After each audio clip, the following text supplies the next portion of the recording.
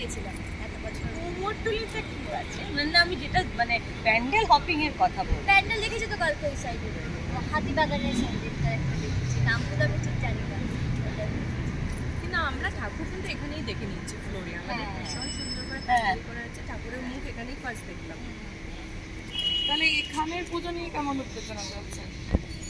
এখানে ধামাকেদার পুজো হতে চলেছে আমাদের। পুজোর মধ্যে অনেক টুইস্ট এন্ড টার্নস আছে, তো সবকিছু মিলে বেশ ভালোই চলছে। ডায়মন্ড যে কি করতে চলেছে এটা কিন্তু একটা বিশাল ব্যাপার, মানে ধামাকা দেবে ডায়মন্ড, মানে এই রূপটা, মানে ডায়মন্ড তো অন্যরকম থাকে আর দেবী রূপে চলে এসছে আর কি, মানে আমরা সবাই একটু ওয়েট করে আছি কি হবে। ডায়মন্ডটা আমরা দেখি খুব একটু কান্নাকাটি করতে, সে জায়গায় আজকে প্রোমোতে দেখলাম যে একদম ত্রিশূল ছুঁড়ে দিয়েছে। ডায়মন্ড কান্নাকাটি করে না তো, মাঝে মধ্যে একটু করে, সে জায়গায় ত্রিশূল ছড়াটা কিন্তু ভীষণ সাংঘাতিক ব্যাপার। সেই জায়গা থেকে দাঁড়িয়ে কি এরকম ত্রিশূল টিশূল নিজে কখনো ছোড়া হয়েছে? না ও ওই ঘটনাটা বলি, তুমি ছিলে তখন? ওই যে লেগে গেছিল, ও বাবা ওটা অফ স্ক্রিন, ও মারতে গেছে আমাদের যে এডি, তার এখানে ফুটো হয়ে গেছে। আর কি হয়েছে, ও সামনেই ব্লোয়ার চালাচ্ছিল, তো এবার ছুঁড়ে ডায়লগটা ছিল, ডায়লগগুলো ছোড়া ছিল, ছুঁড়ে বুঝতে পেরেছি এরকম দাম করে লাগলো, হাসি কন্ট্রোল করে এভাবে তাকিয়ে আছি, ও ব্লোয়ারটা চালিয়ে গেল, তারপরে দেখা গেল যেখানে রক্ত, মানে ওর সত্যিকারে হয়ে গেছে। হ্যাঁ, আরেকটা অডিও এসছে। তো তোমরা কখনো এরকম রিয়েল লাইফে করেছো কাউকে ধরে মেরে দেওয়া বা রেগে যাওয়া কারোর উপর এরকম? ছোটবেলায় তো অবশ্যই করেছি, বড় হওয়ার পরে মারামারিটা আর কি করবো, ছোটবেলায় তো অবশ্যই করেছি, অবশ্যই করেছি। মানে কি মারপিট? আমি ভীষণ শান্ত ছিলাম, আমি মার খেতাম, আমার দিদি ছিল ডান পিটে, মানে এই চুল ধরে টানা টানি আমি কাঁদতাম আর মাকে সে কমপ্লিট করতাম, মানে খুব একটা মানে ওরকম ডান পিটে আমি ছিলাম। আমি ক্লাস 3-তে একজনকে থাপ্পড় মেরে নাক দিয়ে রক্ত বের করে দিয়েছি। আমি মারপিট করতে ভালোবাসি।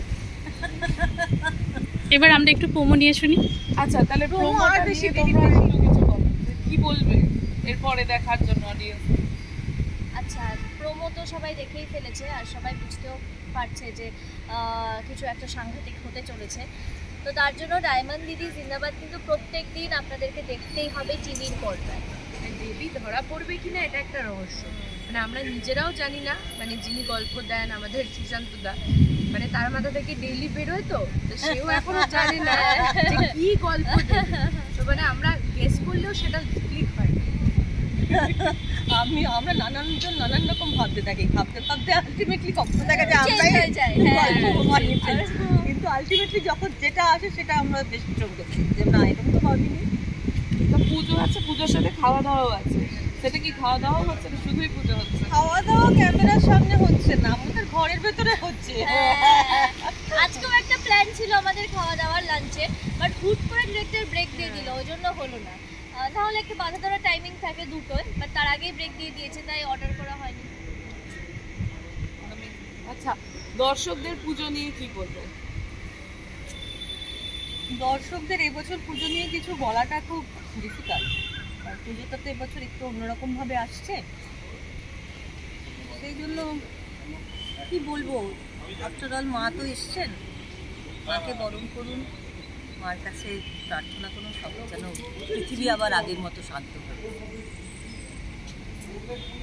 তাই বলবো যে পুজোতেও আনন্দ করুন, আর সঙ্গে আমাদের সিরিয়ালটাও দেখুন, আমাদেরকে ভালোবাসুন, সুস্থ থাকুন, আর পিকচার সাপোর্ট করুন। একদমই তাই, যেটা দিদি বললো, তারপর ডোনা বললো, যে সব কিছুর মাঝে আমাদের নিজেকে ভালো রাখতে হবে, সবাইকে ভালো থাকতে হবে, আর যেটা আসছে মানে যাই আসছে আমাদের সামনে সেগুলো দেখে নিতে হবে, পুজো ভালো কাটান সবাই। আমার আরো একটা প্রশ্ন থাকবে, মিষ্টি মা থেকে শাশুড়ি কাকিমা কি বলবে? মিষ্টি মাও একটা জার্নি, শাশুড়ি কাকিমাও একটা জার্নি, কাকি না শাশুড়ি কাকি, আমার বাড়িতে খুব হাসাহাসি করে। হ্যাঁ, কি বলবো, ভালো, খুবই ভালো, দুটোই ফ্লেভারটা, মানে দুটোই আইসক্রিম ফ্লেভারটা আলাদা, এই আর কি বলতে পারি। হ্যাঁ, আমি এখনো মিষ্টি মাই ডাকি, মানে শাশুড়ি কাকিতে এখনো অব্দি আমি অভ্যস্ত হইনি, ওই জন্য শাশুড়ি কাকি এরকম হয়। আর এমনি সময় মিষ্টিমাই ডাকি, ওই মিষ্টিমা নামটা আমার বেশি। মজা করছো আগের মতোই তাহলে? একেবারে যখন পাওয়া যায় যে ওই মাটাকে আবার ফিরে ফিরে পাচ্ছো, মানে আগে সেটা যেটা শাশুড়ি মা মিষ্টি মা ছিল, শাশুড়ির থেকে বেশি মিষ্টি মা। আমি খুশি হয়েছিলাম যখন প্রথম দিন শুনেছিলাম, শক খেয়ে গেছিলাম, তারপরে ইমোশনাল হয়ে গেছিলাম।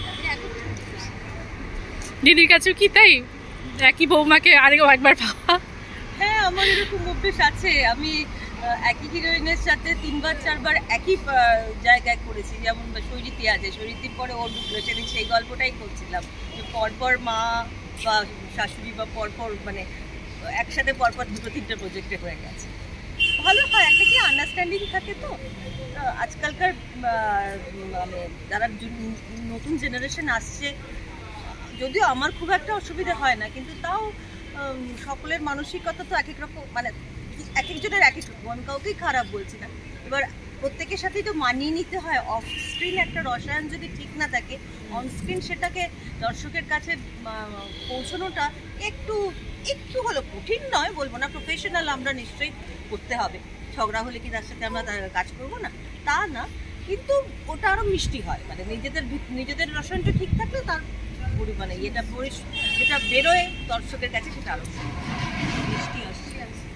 ওকে, সব মিলিয়ে থ্যাংক ইউ। দর্শকদের যদি কোনো বার্তা থাকে? সমস্ত দর্শকদের বলবো ভালো থাকুন, পুজো ভালো কাটুক, বাচ্চাদের খেয়াল রাখুন, বয়স্ক মানুষদের খেয়াল রাখুন, নিজেরা ভালো।